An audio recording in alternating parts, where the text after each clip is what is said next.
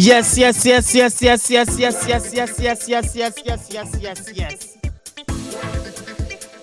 is what it is. Big Banting. Come on, let's do this. How you all doing? Yes, I tell you, this is the Dawn. The Dawn in the building. For this show called This Just In Show. EPL team transfer updates for today. No doubt about it, we have a lot to talk about today. The paper talk flying around in UK at the moment. We have paper talk. No doubt about it. It is what it is. Sit back, relax. Your main man is here, the Dawn. Ope also is also in the building, all the way from Lagos. I tell you, it's gonna be massive today. We got a lot of content to talk about today. Fantastic. Please, if you are watching this for the first time, let me tell you what to do. Yes, please subscribe to the channel. I tell you, let's subscribe to the nice channel. It's all about our channel, Intercontinental Sport TV. That's it. Subscribe to the channel. Share the video. Like the video. What are you waiting for? Let's do this all together. Building a community for African all over the world, not only African. Oh, everybody, it's for us. Now, today we're looking at the Premiership League. Yes, let me bring it down. Come on, let's go. Yeah, how you guys doing? It's good to see you guys. I'm going to bring in my brother from another mother. I tell you, it's Ope, O-P-E. You know what he's doing. He's an Arsenal fan. Don't mind him. Arsenal. Just chill out. We have a lot of things to talk about today. Yes.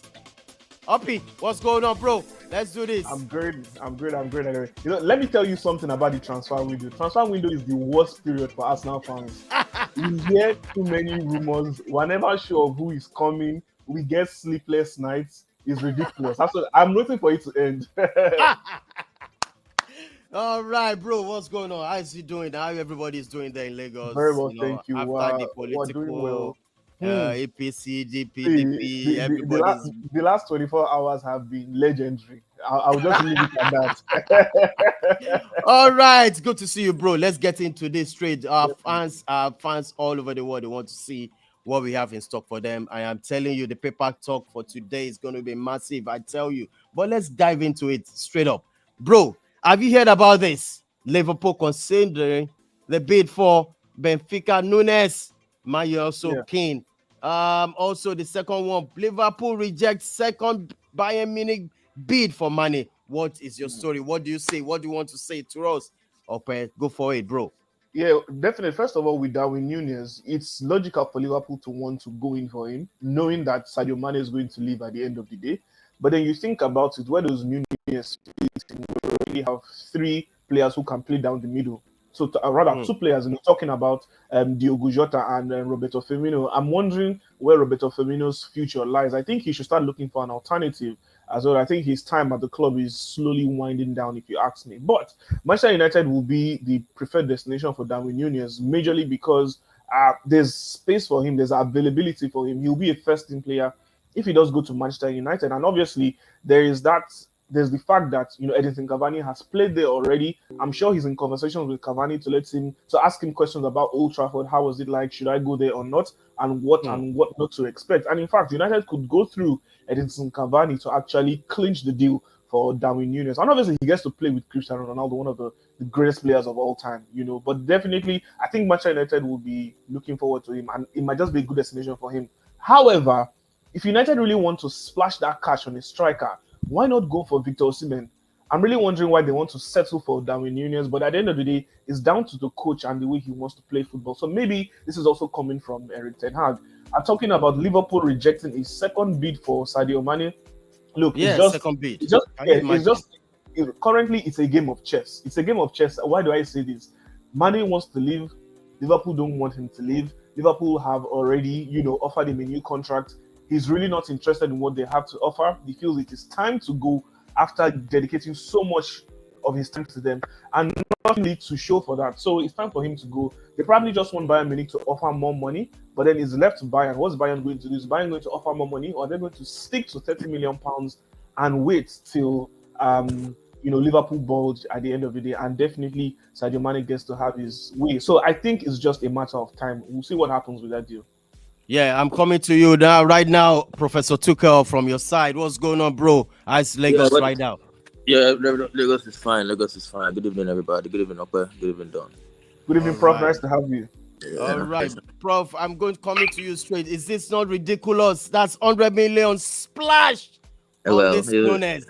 Yeah, this is the first time. This is the first time I'll be seeing Liverpool paying up to this. Amount. I've never seen Liverpool splashing so much price on this. What's going on with the club? What's your take about this? Well, it's always inevitable that they were going to get to that point where they have to splash the cash in this market of today. But for me, I'm not taking all that all the stories we are hearing at the moment. The way Liverpool does business, I won't be shocked if they get this player and if they get him for as low as 60 million. This is the fee projected in the media, but we all know how good Liverpool they do business. Liverpool can go ahead and get this player. They are fantastic. They are fantastic at doing business. Go ahead and get this player for a lot more less. But the sign of Danny Nunes, the bid for him, I think is going to be a very interesting one between him and between Liverpool and Man United. Man United have been in talks for Nunes for a while now, and Liverpool entering the race now for me. I think that Nunes might just change his mind and feel like it's a no-brainer. If Liverpool comes for you and Man United comes for you at this moment in time. Apart from the fact that Liverpool and Man United might want to offer more money, I think he might want to go to Liverpool because the way the Jurgen Klopp does with the players. He gets a good player, they sign a good player, and they turn them to world-class players. So world-class players, besides the likes of Mane and Co. So if Nunes is looking at this projection, he might want to just sign for Liverpool. So it's a very interesting one that I'm looking at. I think it's a player that can fit the middle, completely center forward role. We're probably going to see Luis Diaz switch to the left and Nunes taking the striking role. So I think it might be a good signing for Liverpool. It's one that I see that might happen. I think he might prefer going to Liverpool than United. Yeah, that's what I'm looking at. Thank you so much, Prof.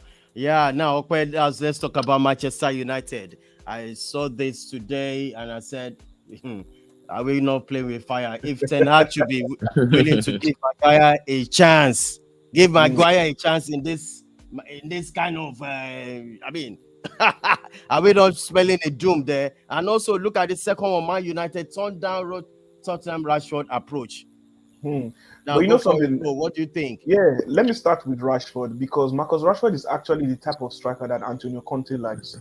Strong, fast on the ball, and definitely knows how to strike the ball very well. If you take a look at some of the strikers that Antonio Conte has had in the past, starting from his time at Juventus, the likes of Marco Vucinic, Carlos Tevez, Llorente, and then moving down at Chelsea, he had Diego Costa, and then he had Lukaku as well as Lautaro Martinez. So when you take a look at all those players, you see a bit of those qualities in Marcus Rashford.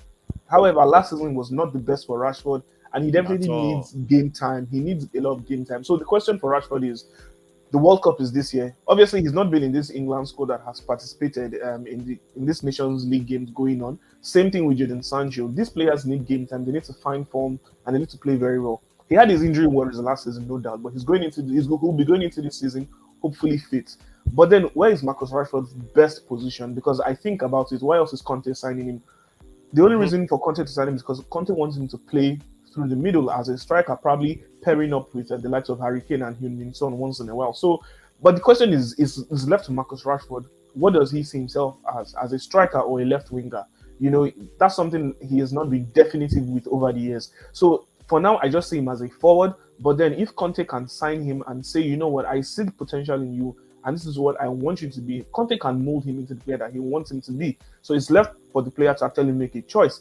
Should I remain at Manchester United where I'm not going to have such a great time? It's going to be topsy-turvy. I'm thinking about the World Cup. How many more chances do I have to go for the World Cup? The English squad is so competitive. So he needs to be playing good football. He needs to be in good form. So it's left to Marcus Rashford. I believe Marcus Rashford will be the person to actually engineer that deal if it's bound to happen. And then talking about Harry Maguire, before I throw him, don't let me throw him. But before I throw him, let me cast my mind back to his time at Leicester City, right? Yeah. Before joining Leicester City, He came up through the Sheffield United Academy. Very, very promising player. Leicester saw he had very, very good qualities. First of all, he's good with the ball at his feet, But then at United in the past 2 seasons, it seems like he does too much with the ball at his feet. I don't know if the price tag got to him. And then I question Ole Gunnar Solskjaer. When you sign a player like that with that kind of price tag, less than one season in, you give him the captain's armband of a prestigious club like Manchester United. Yeah. It is a whole lot for anybody. It does not matter who you are. Manchester United is one of the most prestigious clubs in the history of world football. For you to put on that armband and lead out the Red Devils, it takes a lot. So I'm sure that responsibility as well would have affected him in one way or the other. But then again, let's go back to the fundamental things of defending. First and foremost, he's a defender before he's a ball-playing defender. You see him making a lot of basic errors, and that's very worrisome. That's very worrisome for a player with that price tag. But then, look, it's a new manager with Erik ten Hag. He doesn't necessarily want to just say. Then again, he needs to be considerate of financial fair play rules. He cannot just sell anybody and buy anybody. So he needs to look within the squad. Who can stay? Who can I manage? Who can I reorientate? Definitely Maguire has to be one of them because we've seen his performances for England in this last couple of games. He's been decent, to be honest. And thinking about the fact that he was not even called up initially, if not for the injuries to Ben White, McGahey, and Fikayo Tomori, he probably would not be playing any game, or rather, he wouldn't have played any game for them. But then he got his chance and he has been decent so far. So the question is, what does Maguire want to do with his future? I mean, he could have a decent partnership with Varane, but then we saw towards the end of the last season, we saw that there was a better partnership between Varane and Lindelof. So Maguire has a lot to do. He needs to impress. He needs to impress Erik ten Hag, and for his own sake, he needs to secure first in football because the World Cup is this year.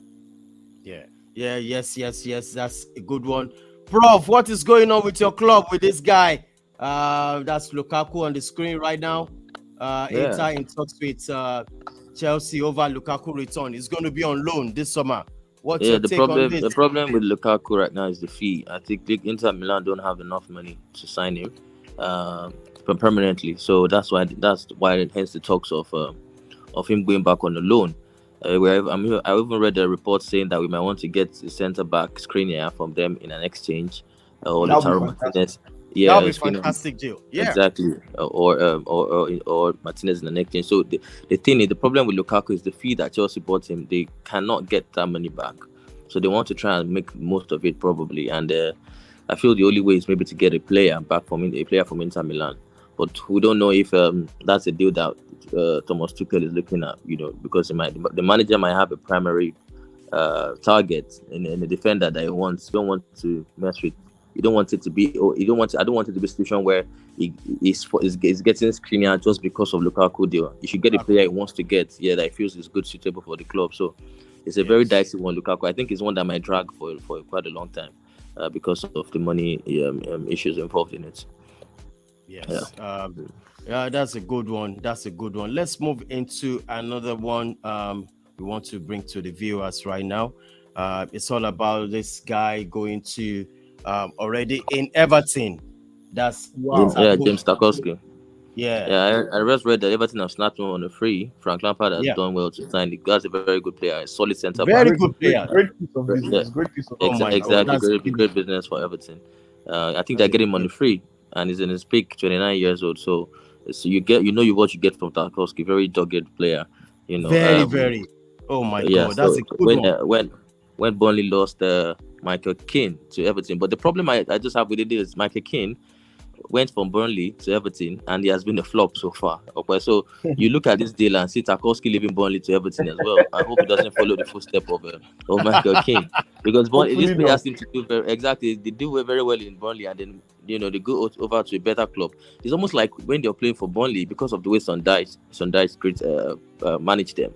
They know what they are facing. They know they always going to be on the back foot. They know they have to be dogged and keep making these tackles, these hard tackles, and any balls into the box. They know they have to keep doing this work because that's the only way they survive. They survive playing in a very, very in a low block and all that. But when they get to Everton, to a bigger team, it's almost like they are being exposed. So I hope Tarkowski can come to the party for Everton and hopefully they don't find themselves in relegation troubles next season. Also, Prof, what do you say about this Alessandro Bastoni? Moving towards Spurs. I was thinking Chelsea's going for it. Yeah, Also, I heard Chelsea might about be Manchester interested in him. United too. Yeah, So, but I think for Tottenham is a perfect signing for there because they'll do well to sign him. They are the Champions League. They'll have lots of games to compete in. Alexander Bastoni, like I said, is a player that's worked with Antonio Conte Inter Milan on his way to winning the title. He's a left-sided centre back. He knows how to play the back three very well. He needs a little bit of work. Sometimes he could be suspect, but he's a very good player. So I'm not surprised about the interest that Tottenham has in Bastoni. He can easily slot in the Davis position and play alongside Dyer and Christian Romero. So it will be a perfect signing. It's an Antonio Conte type of signing, like I said, just like the signing of Perisic. Exactly. Yeah. Okay. Also, we also have this one, the paper talk for today. This about Phillips going towards Manchester City. Is saying is going to formalize it. The interest once England internationals are over, and also Target has completed his move to Newcastle. So, what is your take about these two great players? Well, first of all, my target had a nice spell at Newcastle towards the end of the season. Obviously, with Luka Dean moving over to Aston Villa, there's no way he could find his way back into the main squad. So Newcastle is a good place for him. Eddie Howe knows how to manage such players. But then again, he's not even going to have it easy at Newcastle. More players will be coming in. He will have more competition. So good move for him. At least he gets to secure first in football. And then talking about Calvin Phillips, I don't know. Manchester City really need to consider this deal. First things first, the abilities are there, the quality in the player is there, but sadly he has proven to be injury prone, and I wonder if Pep really wants to take that gamble. I mean, for the last 10 years, you've had a player in Fernandinho who they've always been able to rely on. It was an easy transition from should I say Gareth Barry and Yaya Toure and Nigel de Jong to Fernandinho, and then he has been able to transition and also be a much effective player, playing even as a centre back, as a right back, allowing Rodri to get into that team, to be established and whatnot. So you're moving away from experience in Fernandinho. Do you really want to bring in a Calvin Phillips who's going to be injury prone? And then does Calvin Phillips want to be rocking the bench? Like I said, the World Cup is this year. The English squad is extremely competitive. He's got other colleagues there who could take his spot, talking about the likes of James Ward-Prowse, Jordan Henderson, the young Jude Bellingham at Borussia Dortmund. A lot of competition there, even Declan Rice. So Calvin Phillips needs to be thinking about first in football. Obviously, things at Leeds United are not currently ideal. Good enough they secured they secured their status as a Premier League team. But I mean, it's not going to be easy, and he probably maybe doesn't want to struggle so much. But I mean, it's not looking like a deal that I think should go through. But it's going to be good business for Manchester City, good business for Leeds United as well. All right. Talking about Leeds United, about Calvin Phillips. What about targets already in Newcastle? Is another player going to Newcastle? That's a left back. What do you say about it? Yeah, he spent from January to the end of the season. He actually spent on loan at January from Aston Villa. When Aston Villa bought Luka Dean, he had to move to Newcastle on loan. So it's a good thing that he has signed a permanent deal with them. Obviously, there was no way back for him at Aston Villa. Luka Dean is by a mile a much better attacking left back than him, and even solid defensively. That's why Luka Dean has found his way back into the French national setup. So it's a good deal for Target, good deal for Newcastle as well. And just like I said, Eddie Howe knows how to manage such players, so it's going to be good for him. But then again, he's going to have competition, obviously, because Newcastle are going to be bringing in very, very good players. And then they've even got other makeshift players in the squad, like Javier Manquillo, who also know how to play as left backs. So it's a good deal for Target, good deal for Newcastle. All right, let's get to the last stage of this, our show, Just In Show. Please, if you're watching this for the first time, please subscribe to the channel. This is how we do it. This is how we roll. Let's get into this, the question for the day. Which we're going to start from today. Before that, I don't know if what the situation is with Jose Mourinho. The link to Paris Saint-Germain. I don't have the popular agent Fabrizio Romano. He was speaking about it, that there's a possibility that Inter Milan and PSG might be interested in Mourinho. But the latest news I'm hearing is that I don't think they will be. That Mourinho will be staying in AS Roma, because I thought that was one to look out for. I thought it was going to be like a a perfect signing in my opinion. I think Mourinho could be someone that will go there and give them deliver the Champions League to them, in a season or two. So I don't know, but the latest reports I'm hearing is that I don't think Mourinho might be going there anymore. So I'll be going there. I think they're considering another coach. manager. Yeah, I think most likely even Zinedine Zidane is probably the best option for them, because if you think about it, so first of all, a week after the Conference League final, Mourinho was actually stopped on the street by reporters and asked about it, and then he said he's very happy at Roma. He wants to continue at Roma and complete the project he has at Roma. So obviously he's proud about that, considering the way he left at Spurs, But then when you think about it, the personality of Mourinho is going to drive a lot of players at PSG out, because if you don't conform to Mourinho's style of play, it's going to be a problem for you. You'll be exiled and you have a lot of issues. But then Mourinho is also good at managing players and managing big personalities. I mean, look at the way he worked out for him and Cristiano Ronaldo. Cristiano Ronaldo had the best time in terms of scoring goals under Mourinho. But then when you think about it as well, PSG need an accomplished manager who is well respected by the players. And a perfect example has to be Zidane. Zidane was a former footballer who won everything that there is to win in the game of football, and also did it at Real Madrid. I mean, he performed a three-peat, as you would call it in basketball, winning the Champions League 3 times in a row. So that's someone who obviously gained the respect of all those players. Talking about the likes of Mbappe, Messi, and Neymar as well. So it will be interesting to see what PSG do, because first of all, they haven't even sacked Pochettino years, but we know that it's most likely going to happen. No official word also concerning Leonardo, the sporting director. So PSG also considering that just sack without having reasonable. You remember the person that has the power now is Mbappe. Mbappe is actually Mbappe has to sanction this. Yes, he has to. See, I really don't want to believe that, because the thought of it just makes me think of it's like you're playing PlayStation, like you're playing FIFA, and you're in career mode where you are both the player and the manager. So I mean, what exactly are we doing? I hope it's not true, because it will spoil a lot of things. I mean, why would you give such a young player that kind of responsibility ahead of senior men in the team, talking about the likes of Neymar, Messi, Sergio Ramos? Come on, why would you even do something like that? I mean, it's imaginable if you say, okay, maybe henceforth the senior players in the squad will get to have a word. He's not a senior player by any means at all, irrespective of the fact that he won the World Cup as a teenager. Good and fine, but then again, experience matters a lot, and that respect needs to be there. There's a reason why you always need experienced players in the squad and young players in the squad. If you take a look at Mbappe critically, you see that he makes a lot of mistakes in games. Sometimes games get into his head. He's probably too confident sometimes, and then he needs to be brought down to earth. Take a look at what happened at the Euros. He missed his penalty with France, so that just says a lot. I mean, I really hope it's not true. I don't want to believe it's true. Hopefully not. I hope so. Now let's get to the last stage of this show. We are looking at somebody asked us a question to ask you guys: which team is going to have the best summer transfer signings? Over to you, Prof. I'm going to start with Prof now. Well, to me, look, I can't. I mean, we don't know what's going to happen. It's still very early. We're still in very, very early days in the transfer market.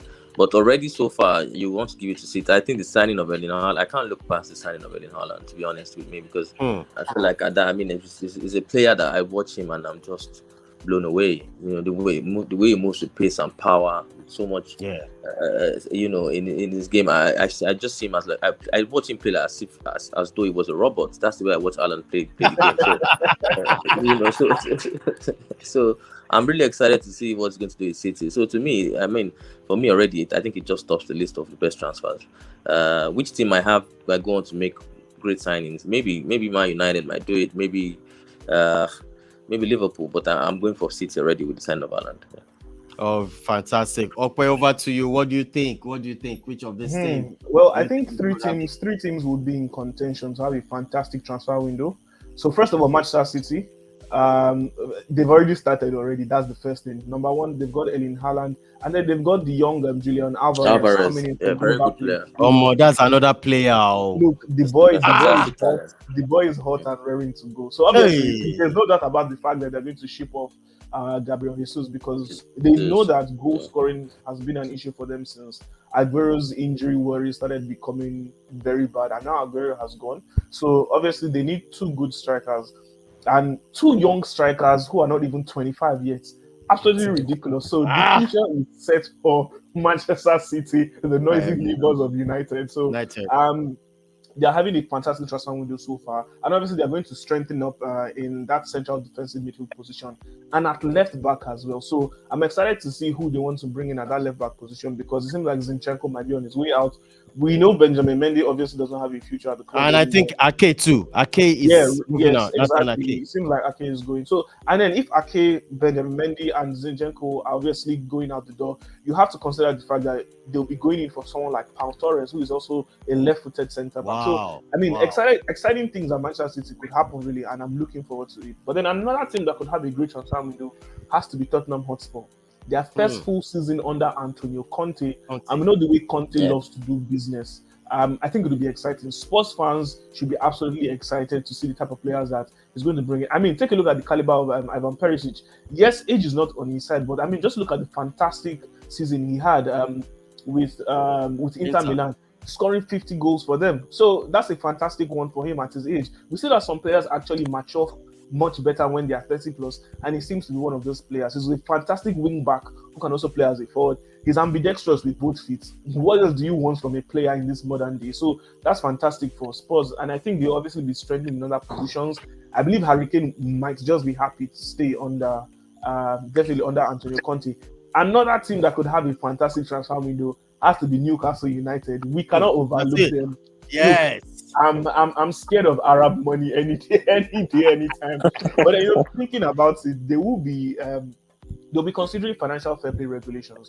And then I know that Eddie Howe is he's a content man, he's a consensus man. So so far so good. We've seen the way he's been able to make them play good football just by signing, Bruno Guimaraes, and the way they've been able to be composed. Those few signings he made in January made a difference for them. Getting in Dan Bonn, bringing in Bruno Guimaraes, fantastic signings for them. So he's just going to be bringing in more players who are going to add quality to the squad. Don't forget that those Newcastle players are gingered to remain at Newcastle and to chop that Arab money. Look at Joelinton. Joelinton had a much better season after the Arab guys took over. So, everybody's head is working, right? So I think Newcastle's transfer window is going to be exciting. So I'm looking forward to it. But for now, if I'm going to tip it to anything, come on, it has to be Manchester City. You can't overlook those two brilliant signings. All right, guys, thank you so much. We've come to the end of the show, no doubt about it. Tomorrow we'll be here. It's going to be our debate for tomorrow. So, guys, thank you so much. Looking forward to seeing you tomorrow. Thank you, Prof. Have a nice day, bro. All right, man. All right, Opie. Thank you so much. We'll see behind the scene. All right, thank you so much. All right, guys, we come to the end of the show. No doubt about it. It's been fantastic all the way. Thank you, everybody. Please, if you're watching this for the first time, subscribe to the channel. Share the videos here and there. Let's do this for this community called Intercontinental Sport TV. Yes. It is what it is here. Thank you once again. You can drop your comments if you are wanting to see about this. I'm talking about which team is going to have a best summer transfer signings. Please drop your comment. We're going to read it out. Thank you once again. I'm out of here, man.